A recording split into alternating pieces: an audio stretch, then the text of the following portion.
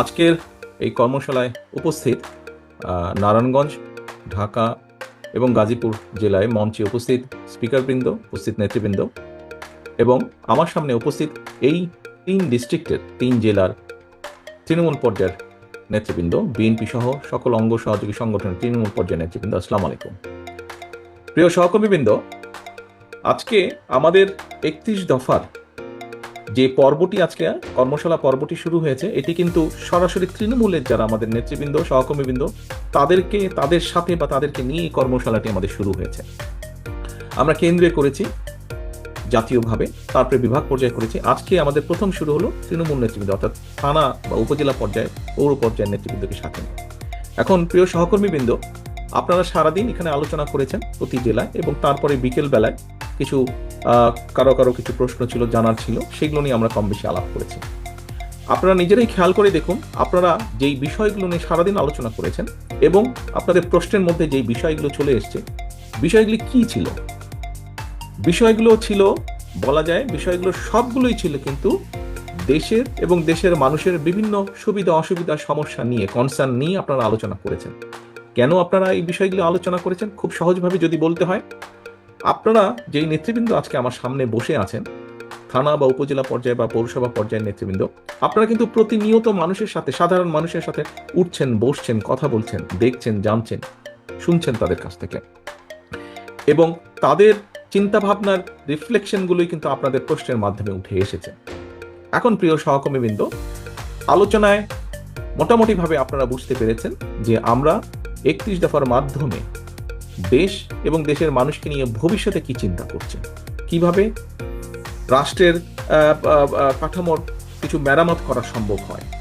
আমরা বিগত যেই পলাতক স্বৈরাচারের বিরুদ্ধে দল মত নির্বিশেষে, শ্রেণী পেশা নির্বিশেষে প্রতিটি মানুষ আমরা দেখেছি কিভাবে জুলাই আগস্ট মাসে নেমে এসেছিলেন রাজপথে। এই সকল মানুষকে সাথে নিয়ে, সকল মানুষের কম বেশি সকলের যেই প্রয়োজন, তাদের যেই চাওয়া প্রত্যাশা, দেশকে নিয়ে, ভবিষ্যৎকে নিয়ে, তার একটি সমষ্টিগত চিন্তার প্রতিফলন আমাদের এই 31 দফা।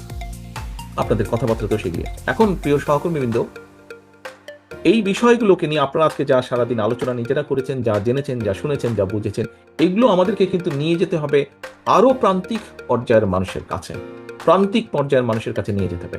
আপনারা কৃষককে নিয়ে আলাপ করেছেন, এই 31 দফা কৃষকের কাছে নিয়ে যেতে হবে।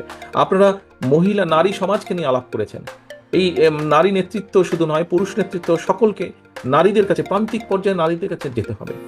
আপনারা আলাপ করেছেন মিল কারখানার শ্রমিকদেরকে নিয়ে, তাদের কাছে যেতে হবে। শিক্ষা নিয়ে আলাপ করেছেন, ছাত্র এবং শিক্ষকদের কাছে যেতে হবে, অর্থাৎ সমাজের প্রতিটি শ্রেণীর ব্যাপারে আপনারা আলাপ করেছেন, তাদের কাছে যেতে হবে। কারণ আমাদের মূল লক্ষ্য বা টার্গেট, আমরা যখন অতীতে, অর্থাৎ বিএনপি, বাংলাদেশ জাতীয়তাবাদী দল, শহীদ রাষ্ট্রপতি জিয়া রহমানের নেতৃত্বে এবং পরবর্তীতে দেশনেত্রী খালেদা জিয়ার নেতৃত্বে আমরা যতবার দেশ পরিচালনার সুযোগ পেয়েছি, বাংলাদেশের জনগণের সমর্থনকে নিয়ে আমরা প্রতিবার চেষ্টা করেছি এই দেশের মানুষের ভাগ্যের পরিবর্তন ঘটাতে, দেশটাকে এগিয়ে নিয়ে যেতে আমরা চেষ্টা করেছি মানুষের যাতে কিছুটা বেটার থাকে, মানুষ কিছুটা ভালো থাকে। প্রিয় সহকর্মীবৃন্দ, আমি প্রায় একটি কথা বলি, আজকেও আপনাদের সামনে তুলে ধরতে চাই কথাটি। আপনাদের সাথে বিভিন্ন সময়, বিভিন্ন পর্যায়ে আমার মিটিং হয়েছে বা কথাবার্তা যখন হয়েছে, ভিউজ এক্সচেঞ্জ হয়েছে, আপনারা আপনাদের বক্তব্যের এক পর্যায়ে প্রায় প্রত্যেকটা নেতাকর্মী কিন্তু, সেটি যে বিভাগ পর্যায়ে, জেলা পর্যায়ে, থানা পর্যায়ে, ইউনিয়ন পর্যায়ে, যখনই কথা হয়েছে একটি কথা বলেছেন, বাংলাদেশের মানুষ তাকিয়ে আছে বিএনপি থেকে, বা বিএনপির কাছ থেকে তাদের ভালো বড় কিছু প্রত্যাশা। প্রিয় সহকর্মীবৃন্দ, কোটি কোটি মানুষের যখন প্রত্যাশা থাকে, তখন সেই দায়িত্বটি কিন্তু অনেক বড় থাকে। আজকে দেখুন, আপনি নিজে যখন বের হন আপনার এলাকায়, তখন কিন্তু এই বর্তমান প্রেক্ষাপটে আপনি একজন ইউনিয়নের নেতা হন, আপনি থানা, পৌরসভা, উপজেলা, জেলা, যেই পর্যায়ে আপনি নেতা হন না কেন, আপনি বিএনপির মূল দলের নেতা হন অথবা আপনি অঙ্গ সহযোগী সংগঠনের নেতা হন, আপনি যখন ঘর থেকে বের হন, আপনার আশেপাশের সাধারণ মানুষ যারা আপনাকে জানে যে আপনি বিএনপির সাথে সম্পৃক্ত, বিএনপির রাজনীতি করেন, দেশনেত্রী খালেদা জিয়া, শহীদ রাষ্ট্রপতি জিয়া রহমানের রাজনীতি আপনি করেন, আপনাকে সালাম দিয়ে কিন্তু জিজ্ঞেস করে, ভাই কি অবস্থা, দেশের কি অবস্থা, কি হবে, নির্বাচন কবে হবে, জিজ্ঞেস করে না? এরকম প্রশ্ন তো আপনাদেরকে জিজ্ঞেস করে। আপনারা যারা মিল কারখানা পরিচালনা করেন, আপনাদেরকে আপনাদের অন্য মিল কারখানার মালিক, তাদের সাথে দেখা হলে জিজ্ঞেস, কি ভাই কি অবস্থা, দেশে নির্বাচন কি হচ্ছে, নাহলে তো ব্যবসা বাণিজ্য ঠিকভাবে হচ্ছে না, সবকিছু থেমে আছে। অর্থাৎ আপনারা যারা শিক্ষকতা করেন, অন্য সহকর্মীবৃন্দ আপনাদের জিজ্ঞেস করে, কি ভাই কবে নির্বাচন হবে, কিভাবে কবে হবে, কেন আপনাদেরকে জিজ্ঞেস করে? আর তো কাউকে জিজ্ঞেস করছে না, অন্য কাউকে জিজ্ঞেস করছে না, কিন্তু আপনাকে জিজ্ঞেস করছে, আপনি বিএনপির নেতা হিসাবে আপনাকে জিজ্ঞেস করছে, বা বিএনপির কর্মী হিসাবে আপনাকে জিজ্ঞেস করছে। এ কারণেই জিজ্ঞেস করছে, কারণ প্রত্যাশাটাই আপনাদের কাছে, প্রত্যাশাটাই আপনাদের কাছে। তারা মনে করে যে হ্যাঁ, কিছু ভালো কিছু করতে পারলে বিএনপি করতে পারবে। অধিকাংশ মানুষের, আমি বলছি না 100%, বা দেশের অধিকাংশ মানুষের এরকমই প্রত্যাশা, এরকমই বিশ্বাস, এরকমই ধারণা। এখন সহকর্মীবৃন্দ, আপনারা এখানে উপস্থিত প্রত্যেকে এক একজন রাজনৈতিক কর্মী। একজন রাজনৈতিক কর্মী অথবা একটি রাজনৈতিক দলের সবচেয়ে বড় সফলতা কি? আমার এই প্রায় 35 বছরের রাজনীতির অভিজ্ঞতার আলোকে আমি যেটা মনে করি, একজন রাজনৈতিক কর্মী বা রাজনৈতিক দলের সবচেয়ে বড় সফলতা হচ্ছে মানুষের আস্থা অর্জন। মানুষের আস্থা অর্জন। এই যে আপনি যখন বের হন, যে কথাটি বললাম, আপনি যখন বের হন মানুষের সালাম পাচ্ছেন, আপনি দেখুন আপনার নাম যদি ধরেন, আপনার নাম কাশেম, আপনার আশেপাশে সমাজের, আপনার সামাজিকভাবে আপনার আশেপাশে অনেক কাশেম আছে। কয়জন কাশেমকে দেখলে মানুষ দৌড়ে এসে সালাম দিচ্ছে অথবা কথা বলছে? কিন্তু আপনি কাশেম, আপনার সাথে কেন কথা বলছে, সালাম দিচ্ছে? বিকজ আপনি বিএনপি করেন, বিকজ আপনি বিএনপি করেন। আপনার সাথে অথবা তার সাথে, সেই ব্যক্তিটির সাথে যারা সালাম দিচ্ছে, যাদের কনসার্ন আছে, যারা জানতে চাইছে, তারা মনে করে যে তাদের ভাগ্যের সাথে আপনার একটি বিষয় জড়িত আছে। আপনার কথাবার্তা, উঠা বসা, আপনার বক্তব্য, বিবৃতি, আপনার কাজকর্মের সাথে তাদের ভাগ্য কম বেশি জড়িত আছে, তাদের ভবিষ্যৎ জড়িত আছে। সেজন্যই আপনাকে জিজ্ঞেস করে, আপনার উপর আস্থা রাখতে পারে, ভরসা রাখতে পারে। প্রিয় সহকর্মীবৃন্দ, আমার মূল যেই কথাটি ছিল এখানে বলা, সেটি হচ্ছে যে এই যে আপনার উপরে আস্থা ভরসা রাখে, এই যে এটাই হচ্ছে আপনার সবচেয়ে বড় সফলতা একজন রাজনৈতিক কর্মী হিসাবে। মানুষ আপনার উপরে আস্থা রাখছে, বিশ্বাস করছে আপনাকে। একটি রাজনৈতিক দলের এই যে আপনারা কর্মসূচি ডাক দিলে, আমরা যখন কর্মসূচি ঘোষণা করি, হাজারো লক্ষ মানুষ সেই কর্মসূচিতে অংশগ্রহণ করে। কেন? মানুষের আস্থা বা বিশ্বাস। এখন সহকর্মীবৃন্দ, এই বিশ্বাস, আপনি যে পর্যায়ের নেতা হন, বিশ্বাস রাখুন মনের মধ্যে। আপনি যে পর্যায়ের নেতা হন সেটি বিষয় নয়। মূল বিষয় হচ্ছে জনগণ আপনার উপর আস্থা রাখে। সেটি 5 জন হোক, 50 জন হোক, 500 হোক, 5000 হোক, আপনার উপরে মানুষ আস্থা রাখছে। আপনি যে পর্যায়ের নেতা হন, ইউনিয়ন, গ্রাম, ওয়ার্ড, পৌরসভা, থানা, জেলা, যাই হন না কেন, আপনার উপরে মানুষ আস্থা রাখছে। আপনি বিএনপির হন, আপনি ছাত্র দলের হন, আপনি মূল দলের হন, আপনি যুব দল, স্বেচ্ছাসেবক না, মহিলা দল, কৃষক দল, যেটাই হন না কেন, আপনার উপর আস্থা রাখছে। এটাই হচ্ছে আপনার সবচেয়ে বড় সফলতা বা সবচেয়ে বড় বিষয়, আপনার রাজনৈতিক অর্জন, সফলতা। এখন এই আস্থা তো ধরে রাখার দায়িত্ব জনগণের নয়, এই আস্থা ধরে রাখার দায়িত্ব আপনার, আমাদের সকলের।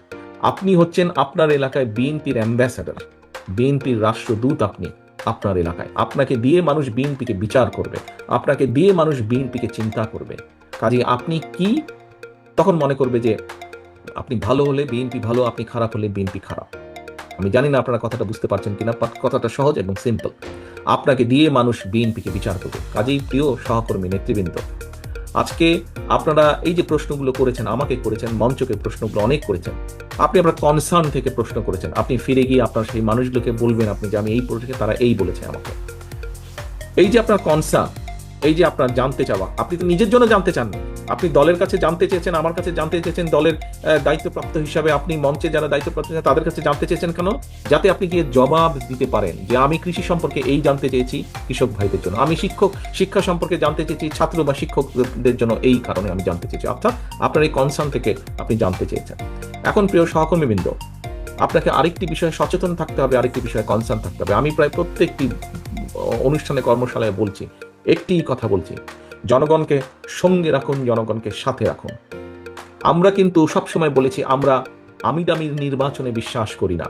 আমরা একটি রাজনৈতিক দল, নির্বাচনে আমরা যাব, নির্বাচন আমরা করব, নির্বাচন আমরা চাইবো। এখানে লুকোছাপার কোনো ব্যাপার নেই, এটা নর্মাল, সিম্পল। জনগণের সমর্থন আমরা পাবো, বেশি পেলে আইন অনুযায়ী, নিয়ম অনুযায়ী, দেশের সংবিধান অনুযায়ী যা হবার সেটিই হবে। জনগণের সমর্থন ভিত্তিতে জনগণ যাকে বেশি সমর্থন নেবে তারা দেশ পরিচালনা করবে। অর্থাৎ আমরা নির্বাচন চাইবো, নির্বাচন চাওয়াটা কোনো অন্যায়ের বিষয় না, এটাই স্বাভাবিক।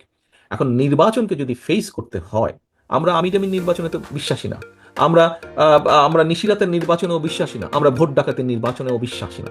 আমরা একটি স্বচ্ছ স্বাভাবিক নির্বাচনে বিশ্বাসী, যেখানে মানুষ নির্ভয় নির্দ্বিধায় ভোট দিবে। আমরা সেই নির্বাচনে বিশ্বাসী, মুক্তভাবে ভোট দিবে। এখন সহকর্মীবৃন্দ, মানুষ যখন নির্বাচনে ভোট দিবে, নির্ভয় ভোট দিবে, নির্ভয় ভোট দিবে। আমাদের একজন সহকর্মী এখানে সংবাদপত্রের স্বাধীনতা নিয়ে কথা বলেছেন। আপনি চাইছেন যে আমাদের কি পদক্ষেপ, কি পরিকল্পনা সংবাদপত্রের স্বাধীনতা নিশ্চিত করা। আমাদের তো একই সাথে পরিকল্পনা আছে যে কোনো মূল্যে এই দেশের মানুষের ভোটের অধিকারকে রক্ষা করা, ভোটের অধিকারকে রক্ষা করা। বাক স্বাধীনতা যেমন হচ্ছে ভোটের অধিকারকে রক্ষা করা। কাজেই মানুষ যখন ভোটের অধিকার রক্ষা করবেন, মানুষ তখন নির্দ্বিধায় ভোট দিবে। যেহেতু আমরা বিশ্বাস করি না নিশিরাতের নির্বাচনে, আমরা বিশ্বাস করি না আমির নির্বাচনে, কাজেই মানুষকে মুক্তভাবে ভোট দিতে হবে, এবং মুক্তভাবে যখন ভোট দিবে মানুষ, তখন কিন্তু মানুষ অনেক কিছু বিবেচনা করবে, চিন্তা ভাবনা করবে, তারপরে সে ভোট দিবে। এবং তার সেই চিন্তা ভাবনাকে যদি আপনার পক্ষে রাখতে হয়, তাহলে কিন্তু জনগণের আস্থা আপনার পক্ষে থাকতে হবে, আপনার প্রতি জনগণের আস্থা রাখতে হবে। এবং জনগণের আস্থা যদি আপনার পক্ষে রাখতে হয়, তাহলে আপনার আচার আচরণ, কথাবার্তা সকল কিছু সেরকম থাকতে হবে। প্রিয় সহকর্মীবৃন্দ, আগেই একটি কথা বলেছি, আপনি হচ্ছেন আপনার এলাকায় জনগণের প্রতিনিধি, আপনার এলাকায় জনগণের প্রতিনিধি।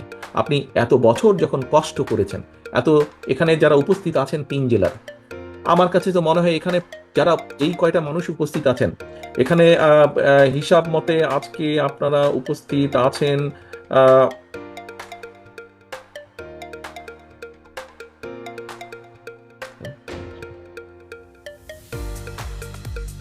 আপনারা আজকে গাজীপুর থেকে, আমার হিসাবে আমি যে হিসাব পেয়েছি, গাজীপুর থেকে প্রায় 810 জন উপস্থিত আছেন, ঢাকা জেলায় আছেন 750 জন, নারায়ণগঞ্জে আছেন 965 জন মানুষ উপস্থিত আছেন। এই যে প্রায় 3000-এর কাছাকাছি মানুষ যে আপনারা উপস্থিত আছেন এখানে, বলে দেওয়া যায় মোটামুটি যে প্রত্যেকটা মানুষের বিরুদ্ধে না হলেও একটি করে হলো এই স্বৈরাচার আমলে একটি করে হলো মিথ্যা বা গায়েবী মামলা আছে, মিনিমাম আছে না? প্রত্যেকটি মানুষের নামে আপনাদের আছে। এই যে হাত তুলেছে সবাই, না গাজীপুর থেকে আছে। এখন প্রিয় সহকর্মী, যে ঢাকা জেলা থেকে হাত তুলেছে, নারায়ণগঞ্জ থেকে হাত তুলেছে, প্রত্যেকটা মানুষ। এখন এই যে বিগত 15 বছর আপনারা এত অত্যাচার, নির্যাতন, মিথ্যা মামলা, গায়েবী মামলা সহ্য করেছেন, আমাদের বহু নেতাকর্মী আছে যাদের স্বজন মারা গিয়েছে, আপনজন বাবা মা মারা গিয়েছে, তাদেরকে হ্যান্ডকাফ পরিয়ে জানাজায় নিয়ে গেছে। আমাদের সহকর্মীবৃন্দ হ্যান্ডকাফ পরা অবস্থায় হাসপাতালে ফ্লোরে মৃত্যুবরণ করেছে। আমাদের সহকর্মীবৃন্দ হাত করা অবস্থায় জেলের ভিতরে মৃত্যুবরণ করেছে।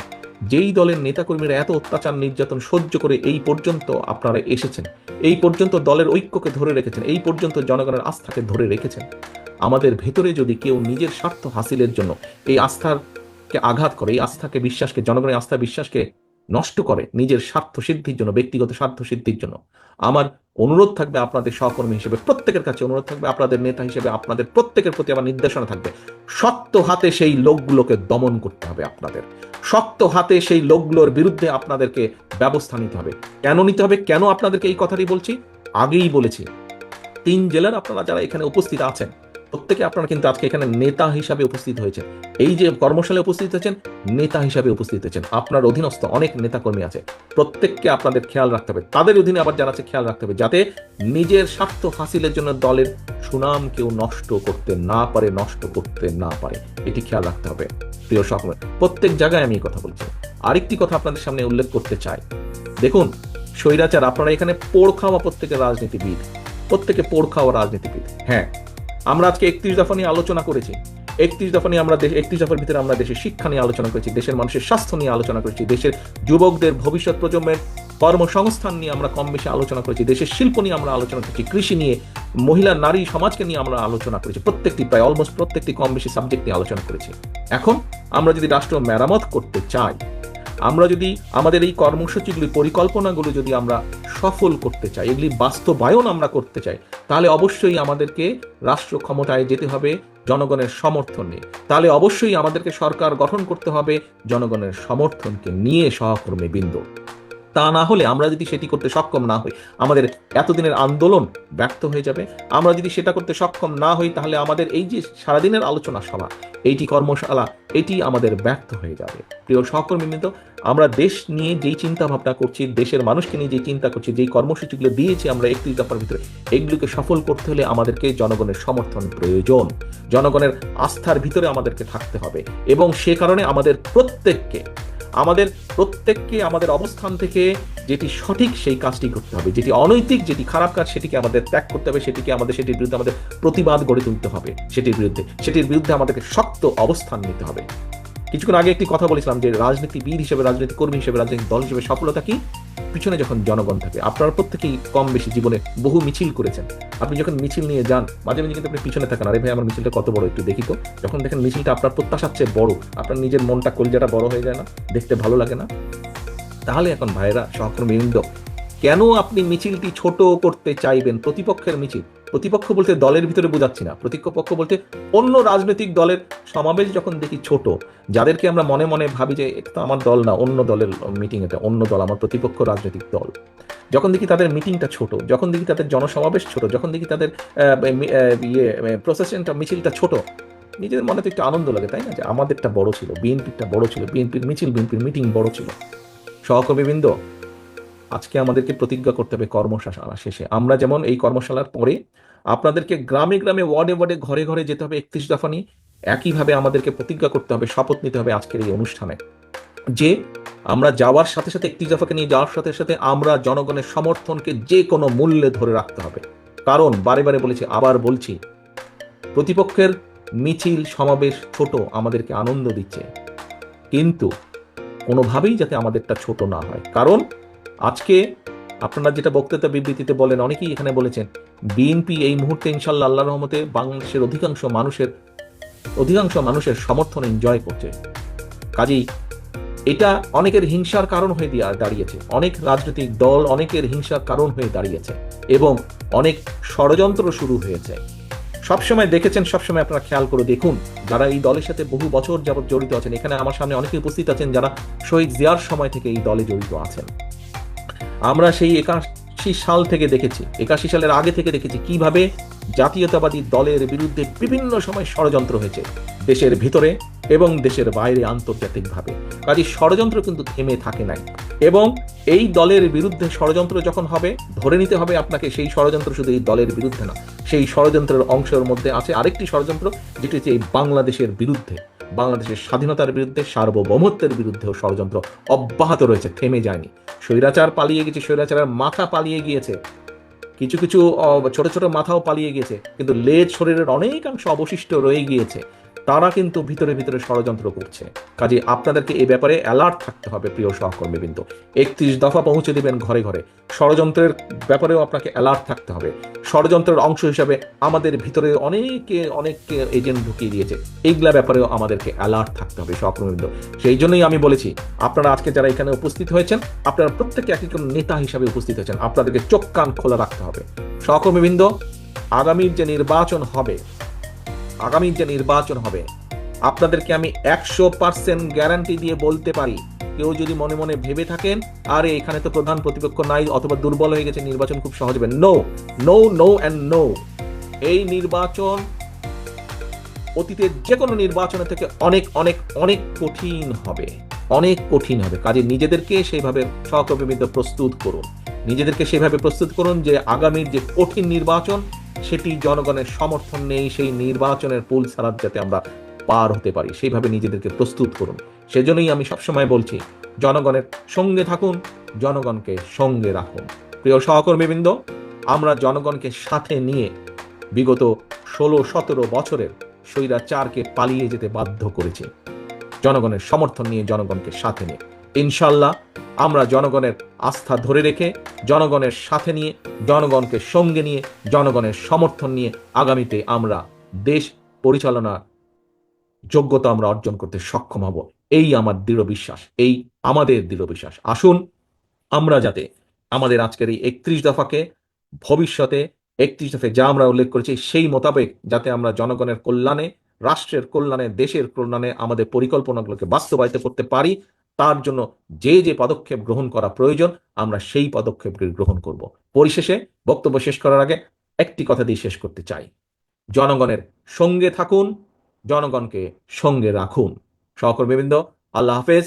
বাংলাদেশ জিন্দাবাদ, বাংলাদেশ জাতীয়তাবাদী দল জিন্দাবাদ।